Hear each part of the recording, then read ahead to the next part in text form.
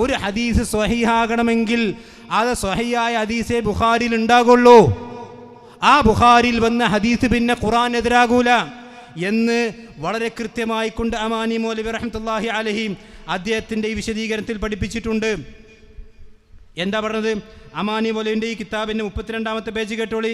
32-ാമത്തെ പേജിൽ അമാനി മൗലവി റഹ്മത്തുള്ളാഹി അലൈഹി വളരെ കൃത്യമായി കൊണ്ട് പറയുന്നുണ്ട്. എന്താ പറയുന്നത്?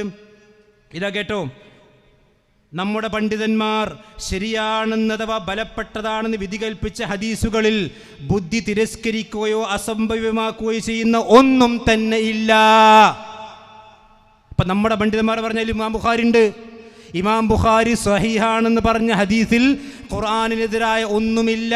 പക്ഷെ നിങ്ങൾ പറയുന്നു ഖുർആനെതിരായതുണ്ട്. ഇപ്പം ജാബിർമാനിക്ക് മനസ്സിലായോ? ഇത് ശരിയല്ല നിങ്ങൾ പറഞ്ഞത്.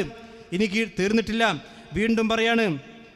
വീണ്ടും അദ്ദേഹത്തിൻ്റെ ഇതിൻ്റെ തന്നെ 35-ാമത്തെ പേജിൽ വീണ്ടും പറയുന്നു.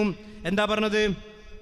എന്നിരിക്കെ ബുദ്ധിയിൽ സംഭവ്യമല്ലാത്തതും ബുദ്ധിക്ക് ഗ്രഹിക്കാൻ കഴിയാത്തതുമായ തമ്മിലുള്ള വ്യത്യാസം മനസ്സിലാക്കാതെ ബുദ്ധിയോട് യോജിക്കാത്തതിൻ്റെ പേരിൽ എല്ലാം അങ്ങ് തള്ളിക്കളയുന്നത് തനി മൗഢ്യവും ധിക്കാരവുമാകുന്നു. ഇതൊക്കെ ഒന്ന് വായിച്ചു നോക്കി. അതുപോലെ തന്നെ 39-ാമത്തെ പേജ് ഞാൻ ഈ പേജ് നമ്പർ പറയുന്നത് ഇതൊക്കെ വായിച്ച് പിന്നെ മർക്കസ് ദേവൻ്റെ സഹോദരന്മാർ ഇതൊക്കെ വായിച്ചു നോക്കണം. എന്നാൽ വലിയ ബുദ്ധിമാന്മാരായിക്കൊണ്ട് അബൂ ഹുറൈറ തീരുമാനിച്ച മുഅ്തസിലികൾ അവരെ ബുദ്ധിക്ക് യോജിക്കാത്തതിൽ തള്ളിക്കളഞ്ഞ ഹദീസുകളിൽ ചിലത് മാത്രം ഇവിടെ ഉദാഹരണത്തിന് കൊടുക്കുന്നു പറഞ്ഞിട്ട് മുഅ്തസിലിയാക്കൾ ബുഖാരി മുസ്ലിം ഉദ്ധരിച്ച ഹദീസ് കൊടുക്കുന്നുണ്ട്. അതിന് എന്താ അമാനിമിൽ കൊടുക്കുന്ന മറുപടി കേട്ടോ?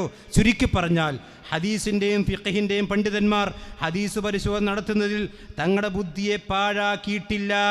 സ്വന്തം ബുദ്ധിയിൽ വഞ്ചിക്കപ്പെട്ടവരെ പോലെ മതത്തിൻ്റെ അതിർവരമ്പുകൾ ലംഘിക്കാൻ അവർ മുതിർന്നിട്ടുമില്ല. നിങ്ങൾ അതിന് മുതിരുകയാണിപ്പോൾ.